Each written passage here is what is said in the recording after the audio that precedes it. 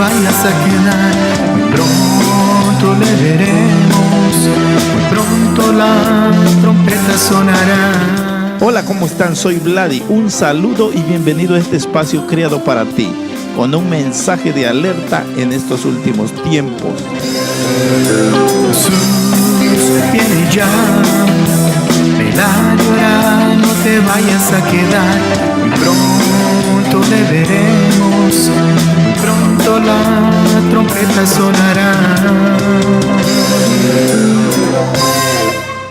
Vamos a entrar a la palabra de Dios en esta tarde.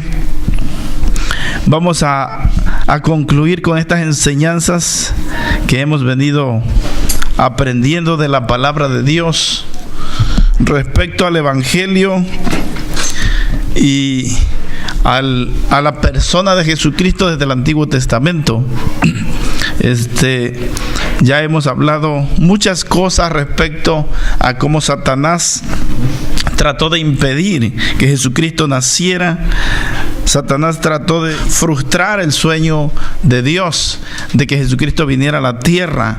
Como el diablo participó en muchos atentados para sabotear la promesa de Dios. Sin embargo, Dios es todopoderoso y a Dios no le importa cuántos diablos se atraviesen.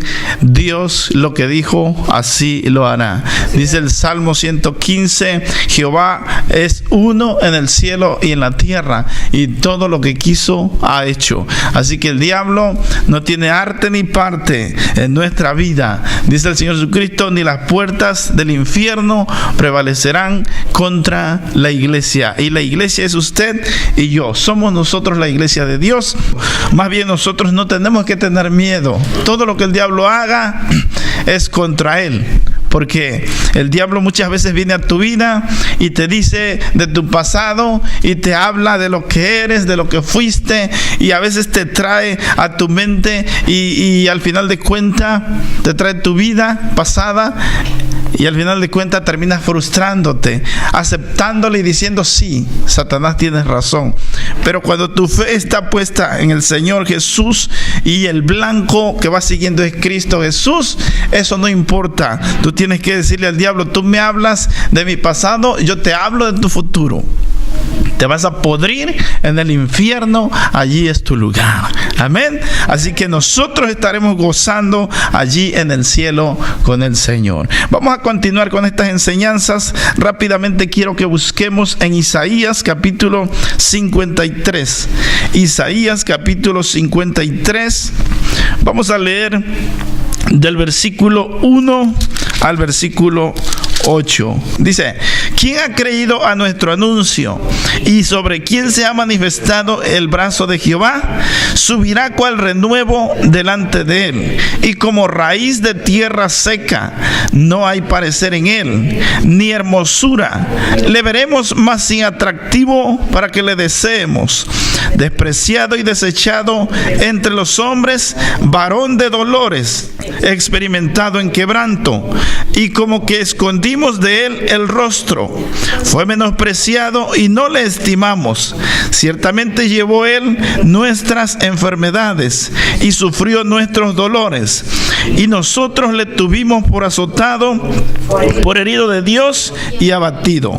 Mas él herido fue por nuestras rebeliones, molido por nuestros pecados. El castigo de nuestra paz fue sobre él, y por su llaga fuimos nosotros curados. Todos nosotros nos descarriamos como ovejas, cada cual se apartó por su camino, mas Jehová cargó en él el pecado de todos nosotros. Angustiado él y afligido, no abrió su boca.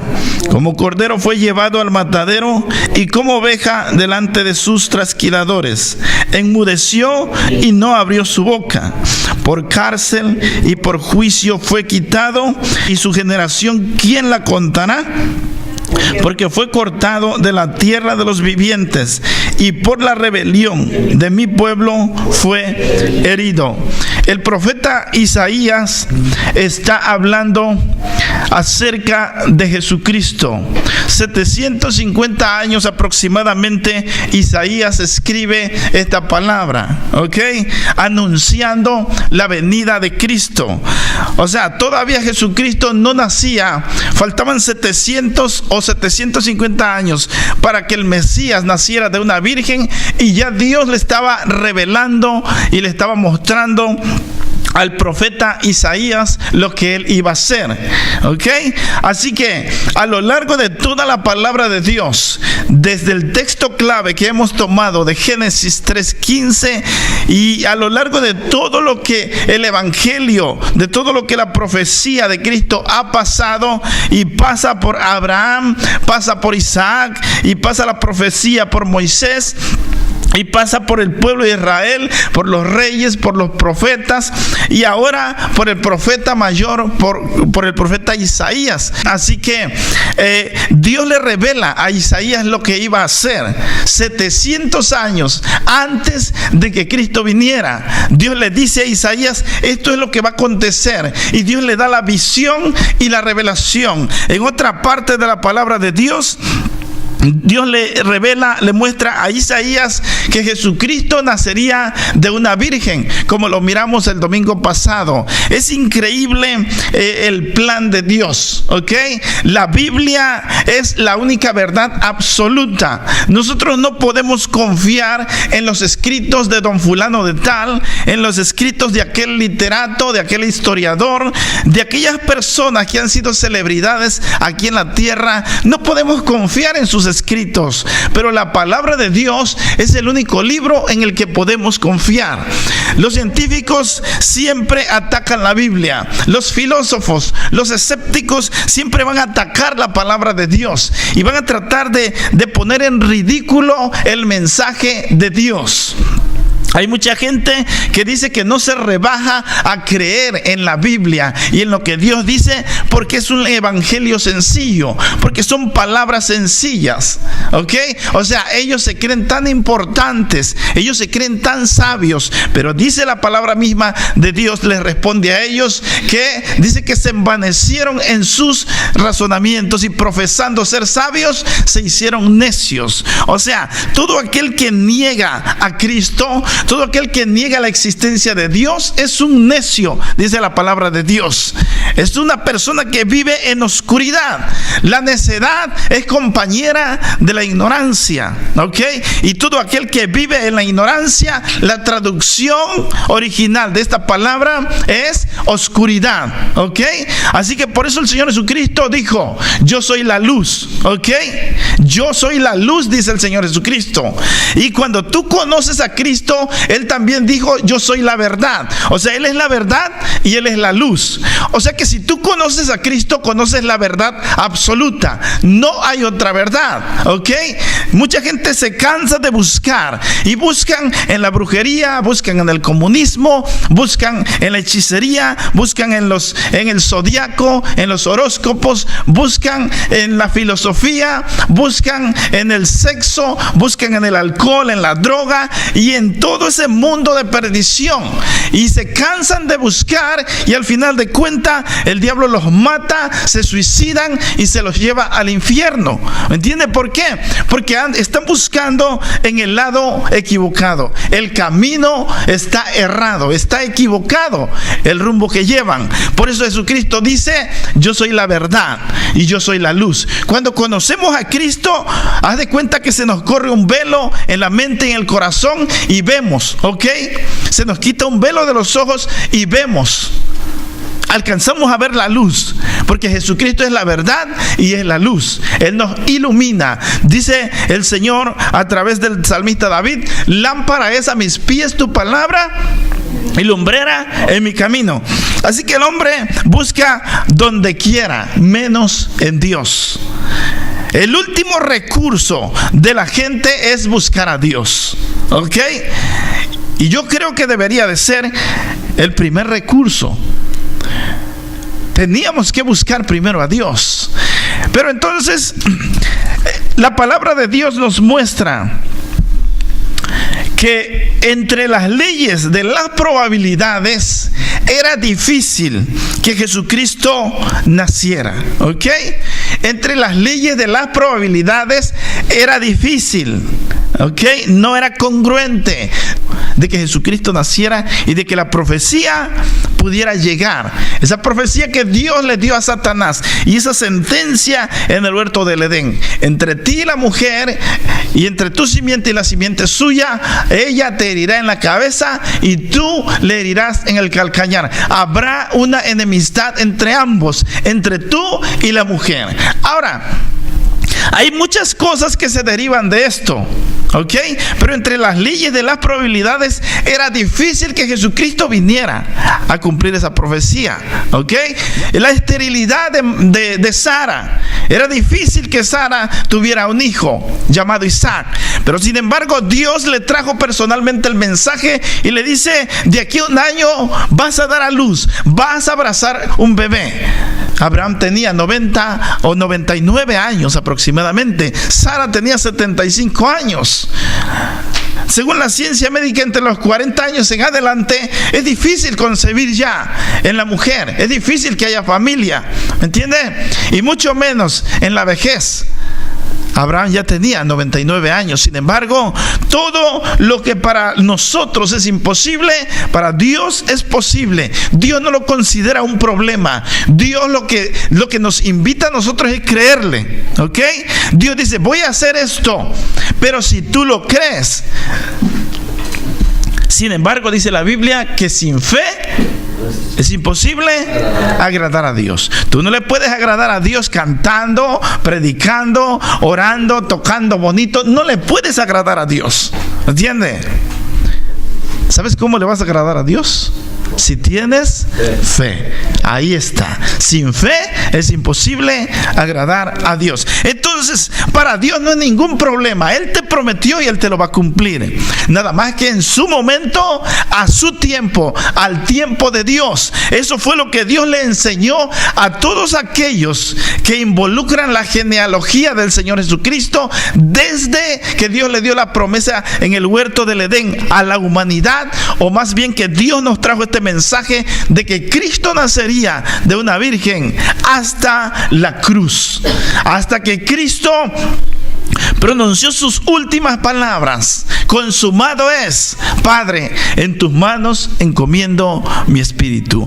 Hasta ahí viene una línea roja, viene un hilo rojo desde ese texto de Génesis hasta nuestros días, hasta Apocalipsis, hasta nuestros días. Es el mismo mensaje, ¿ok? Ahora, repito otra vez: entre las leyes de las probabilidades no podía suceder esto, ¿ok? Lógicamente no podía suceder esto. Médicamente, biológicamente, no había una razón para que esto se cumpliera. Porque al final de cuentas, la última muestra de Dios para que nosotros veamos, y para que su iglesia vea, y para que los científicos vean, y para que los médicos vean, y para que los biólogos vean, y para que todas aquellas personas agnósticas e incrédulas vean, Dios dice: van a ser mi hijo de una virgen. Eso es difícil. Era difícil biológicamente que el Señor naciera de una virgen. Tiene que haber una relación primero. Religiosamente y políticamente también había una dificultad, porque según las leyes del judaísmo, había una ley que si una muchacha tenía relaciones antes del matrimonio, eso es imperdonable, ¿me entiende? Porque el matrimonio es un pacto desde que Dios lo estableció, ¿ok? El matrimonio es un pacto, y es un pacto de sangre. El matrimonio, los pactos que Dios hizo en la palabra de Dios son pactos de sangre, ¿ok? El pacto de la cruz es pacto de sangre. Para perdonar pecados se tiene que derramar sangre primero, y así que el matrimonio es un pacto de sangre, ¿ok? Si usted revisa en la antigüedad, en la historia judía, había que tener sábanas blancas cuando se consumaba el matrimonio, ¿ok? Al siguiente día esas sábanas eran exhibidas con orgullo, de felicidad, con gozo, y celebraban porque la muchacha era virgen, porque la muchacha llegó al matrimonio virgen. Ahí está el pacto de sangre. Por eso Dios prohíbe una relación antes del matrimonio. Por eso Dios prohíbe el adulterio y la fornicación, porque es un pacto sagrado el matrimonio, y cuando alguien rompe el pacto de Dios, hay una maldición de por medio, ¿ok? A menos de que nos acerquemos a Cristo y ese pacto lo renovemos, y Cristo nos limpia con su preciosa sangre. Así que ese era el otro problema. Ahí estaba el otro problema. En la religión judía era imperdonable. La muchacha la tenían que sacar y apedrearla, y sus padres eran los primeros en arrojar la piedra. ¿Por qué? Porque mancilló la dignidad del hogar, de la familia, ¿ok? Y violó la ley de Dios. Así que por ese lado también era imposible, pero Dios lo consumó. Pero el ángel le dice, y aquí vemos que cuando Dios va a hacer las cosas no le pide opinión a nadie. No fue con el médico Dios. El ángel no bajó a la clínica de aquí de los Estados Unidos, la mejor clínica o los mejores hospitales o a la mejor corporación de médicos. Dios no bajó a ellos y les preguntó y les dijo, oye, ¿será posible esto? ¿Será que la gente lo va a creer? Nadie se ha visto aquí que una virgen dé a luz. Eso es imposible. Dios no vino a pedirle opinión al hombre. Todo lo que quiso ha hecho en el cielo y en la tierra, porque Jehová es Dios y no le pide permiso a nadie, ¿ok? Entonces Dios cumple su propósito, que Jesucristo nace de una virgen. Y de ahí para allá podemos ver muchas cosas por las cuales pasó la promesa de Dios, el evangelio de Dios, el mensaje que Dios le entregó a Adán y a Eva allí en el huerto del Edén. Pasó por muchas dificultades, pasó por muchos problemas. Satanás trató de impedirlo, ¿ok? Problemas tras problemas, pero Dios cumplió su propósito. Y hasta el final, hasta el último momento, hasta después de que Jesucristo nació, el diablo lo siguió persiguiendo. Dice la Biblia que Herodes se sintió burlado. Herodes pensó que Jesucristo venía en una misión de carácter político y le iba a quitar su trono. Entonces, cuando dice que los reyes magos llegaron y preguntaron a Herodes, y Herodes dice, pues vayan, investiguen, y yo no sé nada del asunto, pero regresen y tráiganme las noticias de qué se trata, si en realidad nació el que me va a quitar el trono. Y así fue. Jesucristo le quitó el trono a todos los reyes, y Jesucristo echó por tierra todos los imperios. Y hemos visto a la luz de la palabra de Dios que en la estatua de Nabucodonosor, cuando Nabucodonosor sueña con esa estatua, tiene esa visión, Dios le muestra la estatua que tenía su cabeza de oro, el pecho de plata, en los muslos de bronce y los pies de hierro y de barro cocido. Dios está mostrándole a través de esa estatua al hombre que el hombre tuvo su oportunidad. El imperio babilónico fue el máximo imperio que ha existido aquí sobre la tierra. Fue el mayor imperio, de mayor apogeo, de mayor envergadura, y porque representa el oro, ¿ok? Después no hubo otro imperio más poderoso que ese. El pecho de plata de la estatua representa el imperio que siguió, que es el inferior, ¿ok? El imperio griego. Y después Dios muestra la otra parte del cuerpo de la estatua, que es bronce, ¿ok?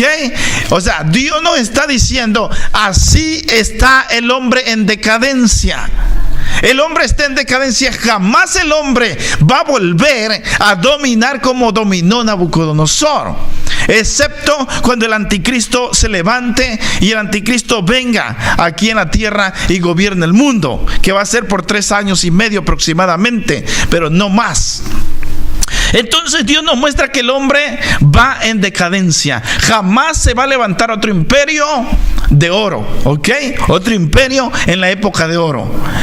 Y así va por la plata, y después por el bronce, y después por el hierro. O sea, lo más barato. Aquí podemos darnos cuenta cómo el hombre va en decadencia. Entre más transcurre el tiempo, más pecado hay. Y entre más pecado hay, más perverso se vuelve el hombre. Y entre más perverso se vuelve el hombre, el intelecto se va volviendo chico. Dice la Biblia que Dios lo entregó a una mente reprobada. Por lo tanto, el hombre ya no va a volver a subir como antes estaba. Ya no va a tener esa gloria que un día tuvo. Va en decadencia. Y hasta que Jesucristo venga aquí a la tierra y establezca su reino aquí sobre la tierra y gobierne por 1000 años aquí sobre la tierra, entonces cuando Jesucristo baje del cielo en su segunda venida, va a establecer su reino, y ahí terminaron todos los imperios del mundo. Ahí terminó el orgullo del hombre, la arrogancia, el ateísmo, el comunismo, el capricho del hombre, su gloria, su riqueza, su fama, su sabiduría. Todo terminó ahí. Porque Jesucristo es Rey de Reyes y Señor de Señores, y Dios le dio su trono por toda la eternidad.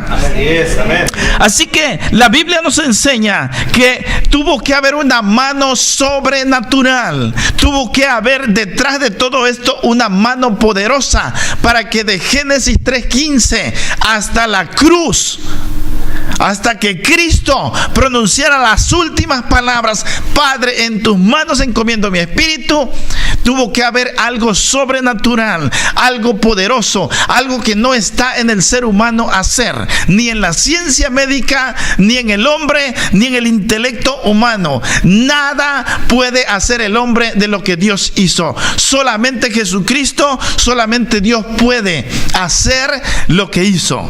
Así que por eso a mí me molesta, me da coraje y me enfada de mucha gente, y siempre se los digo y se los seguiré repitiendo, de mucha gente que enseña un evangelio diferente, que enseña un evangelio torcido a su conveniencia para sacar provecho. Dice Pedro, 2 Pedro capítulo 2 y Judas capítulo 1, son hombres amadores de sí mismos, ladrones, estafadores, personas, dice que se paran en el púlpito, en el altar, a hablarle a la gente con palabras lisonjeras, con palabras infladas, para poderse aprovechar del pueblo. Y ellos tuercen la Biblia y le enseñan la Biblia a la gente a su manera. Y decía alguien por ahí: cada quien tiene el pastor que se merece. Porque nadie los obliga, ¿me entiende? La gente paga por ir a escuchar mentiras. La gente paga, pacta, la gente siembra, la gente le da su dinero. Esos falsos predicadores, aunque ellos se queden sin comer, mucha gente se ha quedado sin carro, mucha gente ha vendido su casa y lo ha entregado a los pies de estos ladrones, ¿me entiende? Pero ¿sabe por qué? Porque no leen la Biblia. O sea, pagan para que otro les lea la Biblia, pagan para que otro les interprete la Biblia. Usted lo puede hacer. Todos ustedes tienen derecho a tener una Biblia en su casa, y a leerla y a escudriñarla. El Señor Jesucristo dijo en Juan 5:39: escudriña las Escrituras, porque a vosotros os parece que en ellas tenéis la vida eterna, y ellas son las que dan testimonio de mí. O sea, eres libre. Ya no estamos en el tiempo de Roma, en el tiempo del clero, donde la Biblia estaba cerrada y tenía un candado. Nadie la podía leer, excepto si el papa, el cura o el cardenal lo ordenaba. Si no, nadie la podía leer. Tenía un candado. Estaba vetada la palabra de Dios. Y la Biblia nos la dio el Señor gratis. Y aquí en la palabra de Dios encontramos que Dios sigue haciendo milagros, y Dios no cobra por los milagros. Los milagros ya están pagados, ¿me entiende? Acabamos de leer en Isaías 53, dice: mas Él herido fue por nuestros pecados, molido por nuestras transgresiones, y por su llaga fuimos nosotros curados. Fuimos en tiempo pasado, ¿me entiende? O sea, si tú estás enfermo, solamente acércate a Dios. No te vayas con uno de esos de la prosperidad que te van a poner la mano y te van a decir: tienes que pagar tanto y te voy a poner la mano y vas a sanar. Es mentira del diablo. Es una emoción momentánea, porque tú le das tu dinero, te pone la mano, te tira al suelo, y ¿qué sucede? Al rato llegas a tu casa y vuelves a sentir el mismo problema, ¿me entiendes? O sea que te hipnotizó, te anestesió mientras te sacaba el dinero. La Biblia dice que los milagros son gratis. Dios te da los milagros. Si tú tienes fe, dice Dios, acércate, porque le tienes que creer a Dios. El que se acerca a Dios, crea que le hay y que es galardonador de los que le buscan. O sea, en otras palabras, Dios te dice: sí, te voy a hacer tu milagro, te voy a conceder lo que quieres, pero tienes que tener fe. Sin fe no vengas aquí. Sin fe no te presentes ante mí. Si quieres un beneficio, yo te lo voy a dar, pero tienes que poner de tu parte fe, y yo voy a hacer el milagro. Eso es lo que dice la palabra de Dios. Entonces no hay otro evangelio. La gente predica un evangelio diferente, y dice la palabra de Dios en Gálatas 1:8: cualquiera que venga, sea uno de vosotros, dice Pablo, o sea un ángel, y traiga un evangelio diferente, sea recibido, recíbalo usted. Eso dice, ¿cómo dice? Sea anatema. Mira Pablo hasta dónde, y claro que es el Espíritu Santo hablando, hasta dónde está la delicadeza de creer un evangelio diferente, hasta dónde Dios pone su evangelio. Y claro está, es que a Dios le costó, ¿me entiende? Le costó la promesa de darnos la promesa en Génesis 3:15. A Dios le costó traer ese evangelio. A Jesucristo le costó su vida, su propia sangre preciosa derramada en la cruz del Calvario. No hay nadie que pueda decir: este es el evangelio. Ni los musulmanes, ni los sabáticos, ni los mormones, ni los testigos de Jehová, ni los mahometanos, ni los budistas. Nadie puede decir: esta es la verdad. Y yo sí te digo, este evangelio sí es la verdad, ¿me entiendes? Porque este evangelio lo recibimos a través de sangre, el pacto de sangre de Jesucristo en la cruz. A Él le costó su vida, le costó la muerte, le costó el ser inmolado. Su cuerpo casi lo destrozaron en la cruz del Calvario. Él dio su vida, su sangre se derramó por nuestros pecados. Entonces aquí podemos responderle a esa gente que dice: Dios no creo que nos mande al infierno, porque no crees en un Dios malo. Dios es un Dios de amor. Claro que los va a mandar al infierno, ¿me entiende? Ellos se rebelan contra Dios y no quieren a Jesucristo, que es el único camino. El único camino de entrada al cielo es el evangelio. No hay otra opción. Cualquiera que te venga predicando un evangelio diferente, dice la Biblia, no lo recibas ni le digas bienvenido. Muéstrale con la Biblia, con la palabra, que esta es la verdad absoluta. Y yo siempre lo he dicho, mucha gente se me enoja, ya me estoy consiguiendo muchos enemigos, pero no me importa, ¿me entiende? A mí no me interesa lo que digan, lo que piensen. Esta es la palabra de Dios, esta es la guía, ¿me entiende? Porque no hay otro evangelio. A Dios le costó mandar a su Hijo, a Dios le costó separarse de su Hijo Jesús, de su único Hijo legítimo que Dios tiene. Desde toda la eternidad estaban juntos. Hay gente que dice: a Dios le dolió tanto ver a su Hijo sufrir. Claro, estoy de acuerdo, pero el dolor más fuerte entre Dios, el Padre, y Cristo Jesús no fue tanto las heridas. No creas que Jesucristo andaba todo tembloroso ahí diciendo: no, pues me van a matar y voy a morir. No, ¿Me entiende? Todo lo que sufrió Jesús, todo lo que pasó en la cruz, ya Dios lo había consumado, ya Jesucristo lo había hecho. ¿Me entiende? Y lo vemos en Isaías. Isaías lo vio, cómo estaba sufriendo Cristo, el Hijo de Dios. O sea, ya había pasado. ¿Por qué? Porque todo lo que sucedió ya es historia para Dios. Y nosotros apenas lo vamos a vivir. ¿Me entiende? Todo lo que pasó en Apocalipsis ya sucedió y nosotros apenas lo vamos a vivir. ¿Por qué? Porque Dios vive en la eternidad y nosotros vivimos en una dimensión limitada, tiempo, espacio. Estamos sujetos a las leyes de la física y de la naturaleza, incluso a las leyes de Dios. Y Dios vive en la eternidad. Así que no fue tanto eso el dolor. El mayor dolor entre Dios y su Hijo Jesús fue la separación. Nunca jamás se habían separado. Por eso el Señor Jesucristo le llama Dios mío, ¿por qué me has desamparado? No le llamó su Padre en ese momento. Toda la vida Cristo le dijo Padre. ¿Ok? A la casa de mi Padre voy. ¿Ok? Mi Padre hasta ahora trabaja. Y siempre dijo, el Padre y yo somos uno. O sea, siempre le llamó su Padre. Pero qué curioso que en el momento que estaba muriendo, que estaba siendo crucificado, le dice, Dios mío.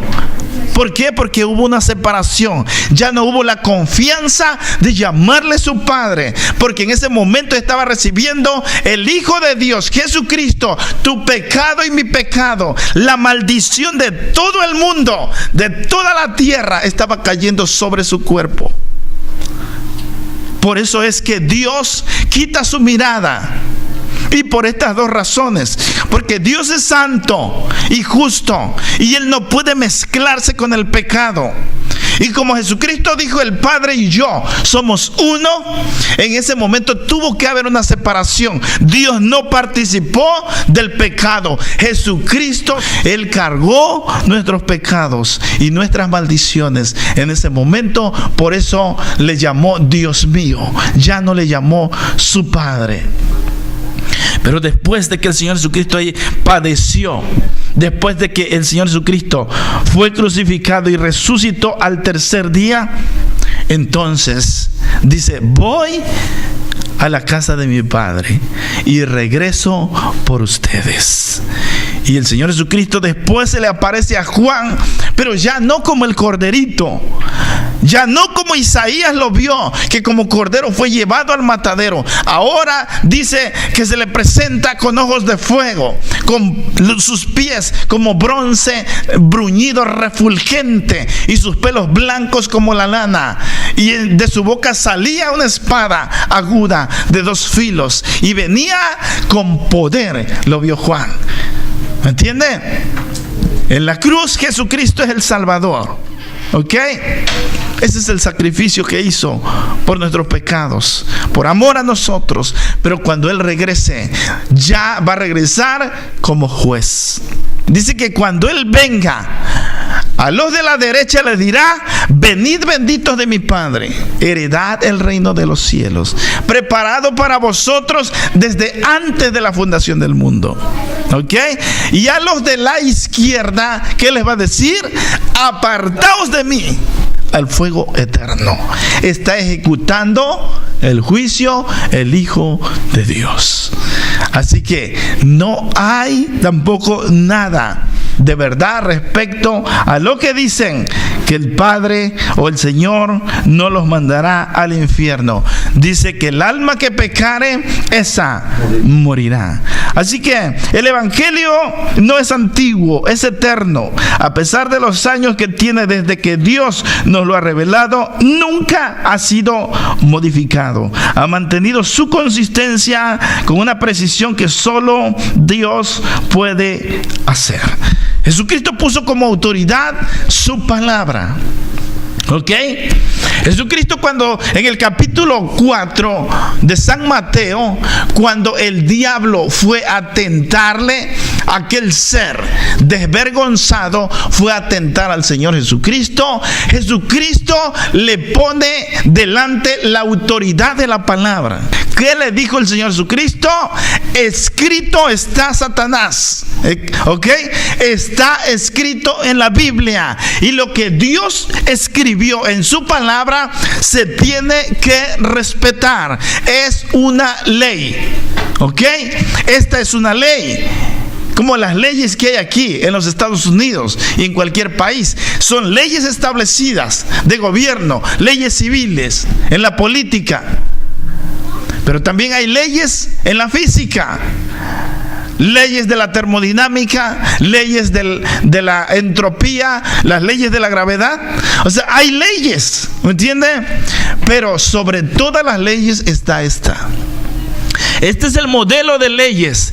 Todo se sujeta, dice, por la palabra de Dios. Newton le llama la ley de gravedad, pero la Biblia dice que por la palabra de Cristo se sostiene el cielo y la tierra. Y por la palabra de Cristo usted y yo respiramos. Y por la palabra de Cristo un átomo, una célula tiene vida. Por la palabra de Cristo. Sin el gobierno de Cristo esto no puede ser. ¿Me entiende? No hay nada que se pueda mover si no es con la palabra del Señor Jesucristo. Por eso dice el Señor que Dios lo sujetó todo bajo los pies de Cristo Jesús y lo entregó todo en sus manos, todo su poder. Jesucristo, cuando resucitó, Él dice: todo poder me es dado en el cielo y en la tierra. En el cielo y en la tierra. Por tanto, id y predicad el evangelio a toda criatura. Bautízalos, sánalos, echa fuera demonios. Dios te dio esa autoridad. ¿Me entiendes? No te frustres cuando venga un ateo ante ti y te diga: es mentira, es una tontería, ¿cómo me lo compruebas que Dios existe? No te frustres, Dios te dio la autoridad. Sácale la palabra de Dios. Y tú no necesitas saber demasiado. Solamente con la autoridad de la palabra tiene poder. Y se sujeta al diablo ante la palabra de Dios. Así que muchos han alterado la palabra de Dios, han alterado este evangelio que Dios trajo a través de los profetas y a través de la promesa que Dios hizo en Génesis 3:15. Mucha gente ha alterado la palabra y el evangelio, y mucho cuidado con eso. El evangelio está alterado. Bueno, en boca de esos predicadores, obviamente, lo han alterado, lo han modificado. Ellos predican un evangelio en evolución, ¿ok? Yo creo que ellos son compañeros de Darwin, de la teoría de la evolución, porque ellos dicen que el evangelio va evolucionando, y la Biblia me dice que la palabra de Dios permanece para siempre. ¿Me entiende? ¿Cómo es eso de que el relativismo en la iglesia? Haz lo que quieras, no hay problema, nomás no exageres. ¿Me entiende? Que el pastor mismo te da permiso de ir a pecar y revolcarte en el pecado, y al final de cuentas te vas a ir al cielo. ¿Me entiende? O sea, ellos predican un evangelio evolutivo. El evangelio no es evolución. El evangelio permanece para siempre. Desde el día que salió de la boca de Dios, esta palabra jamás ha sido modificada, y Dios nunca se ha retractado. Y cuando Dios haya hecho una modificación en su palabra, o quiera hacer una modificación en la Biblia, Dios mismo nos va a avisar. Así que no se preocupen, ¿ok? No le crean a esa gente mentirosa, a esa gente que solamente se aprovecha de la iglesia y de los demás. Cuando Dios quiera modificar, si es que lo va a hacer algún día, Él va a venir, o Él nos lo va a dar a saber. Dice: porque no hará nada Jehová Dios sin que antes le comunique a sus santos los profetas. Dios lo va a comunicar, no te preocupes. Mientras tanto, no te dejes llevar, ¿ok? El evangelio que ahorita se predica es una imitación, no es auténtico. La gente que trabaja en el tesoro de los Estados Unidos, ellos saben si un billete es auténtico o no. Dice que les cubren los ojos, y por muchos años, no sé cuántos años, ellos están trabajando el dinero a ojo cerrado, Y ellos saben sin siquiera mirar el billete si es auténtico o es imitación o es falso. ¿Entiende? Pero ya llevaron sus años aprendiendo. ¿Por qué? En esos años conocieron el billete, conocieron el dinero, ya el tacto nada más. Y ellos les ponen una venda y le dicen, a ver, ¿este billete es auténtico o es imitación? Y ellos nomás lo tocan. No, este es imitación. ¿Entiende? ¿Qué te quiero decir con eso? Si tú conoces a Dios, tú te das cuenta cuando el pastor o el predicador, don fulano de tal, que tiene una mega iglesia, está hablando, tú te das cuenta si lo que está diciendo es real o está alterado. ¿Me entiende? O si le está poniendo de su propia cosecha, o si está diciendo argumentos suyos. Tú te das cuenta cuando conoces a Dios. Pero yo les digo, estudien la palabra. Aquí está. Y si yo algún día digo algo, a lo mejor por error o por ignorancia, usted tiene todo el derecho de confrontarme y decirme, ¿sabe qué, pastor? Esto no dice la Biblia. Ok, vamos a escudriñarlo. Ok, perdón, discúlpeme. ¿Me entiende? Yo no puedo enseñar algo que no dice la Biblia. Que Dios me libre. Y por eso digo, repito otra vez, mucha gente no me quiere. Yo no sé por qué. La gente que va detrás de esas doctrinas falsas, de veras, porque le arruinamos su negocio. Por eso es que la gente no nos quiere cuando hablamos la sana doctrina. Una cosa es poner de manifiesto, esto dice la Biblia. No puedo creer lo que tú dices. Así que Dios nos envía el Evangelio desde Génesis. Y pasa por muchas tormentas, por muchas pruebas, pasa por muchos problemas. El diablo trata de impedirlo. Satanás trata de sabotear el mensaje de Dios, impedir que Cristo nazca. Pero Dios nunca jamás le pide permiso a nadie. Dios lo hizo, así es y así será. Yo quiero que leamos en esta hora Juan 19:30. El Evangelio de Juan 19:30. Dice la palabra de Dios: cuando Jesús hubo tomado vinagre, dijo: consumado es. Y habiendo inclinado la cabeza, entregó el Espíritu. Después de cumplir con el mandato de Dios, dice que le dieron vinagre y pronunció estas palabras: consumado es. En otras palabras, el Señor está diciendo: Padre, toda la obra que me diste, todas las profecías, la promesa que tú le hiciste fiel allá en Génesis 3:15 a la humanidad, está lista. Todo el trabajo que me encomendaste está hecho. Y entregó su espíritu, dice la palabra, ¿qué dice allá? Inclinó su cabeza y entregó el espíritu. Cuando una persona muere, en muchas partes de la Biblia no dice eso. Dice: y murió, y expiró, y dejó de existir. Pero nunca he encontrado en la Biblia que diga entregó el espíritu. ¿Sabe por qué? Porque Jesucristo mismo fue claro cuando dijo: nadie me quita la vida, yo la pongo voluntariamente, porque tengo el poder para ponerla y tengo el poder para volverla a tomar. Así que como sabía que ya había llegado su hora y su evangelio estaba consumado, el sacrificio estaba consumado, la obra que Dios le encomendó estaba consumada, entonces entregó voluntariamente el Espíritu. ¿Me entiende? Hasta ahí, hasta el último instante, Jesucristo fue fiel y su amor permanece para siempre. Hasta el último instante. Él no dijo: me van a quitar la vida, me van a arrebatar la vida, qué tristeza que voy a morir. No, Él dijo: yo entrego mi vida. Hasta el último instante Jesús estaba en su juicio cabal, en sus 5 sentidos. El mejor psicólogo choca con todo esto. Por eso muchos no quieren creer la palabra. Por eso la psicología y la ciencia no quiere creer la palabra, ¿me entiende? Porque ¿cómo es posible que una persona en su momento de agonía pueda decir: madre, he ahí tu hijo, hijo, he ahí tu madre, recomendando a ambos, a la mamá y a su hijo: hijo, cuida a tu madre? En otras palabras, ¿cómo es posible que en sus últimos momentos de agonía, qué es lo que quiere un reo? Cuando lo están torturando, cuando lo están azotando, grita, gime, llora, se lamenta.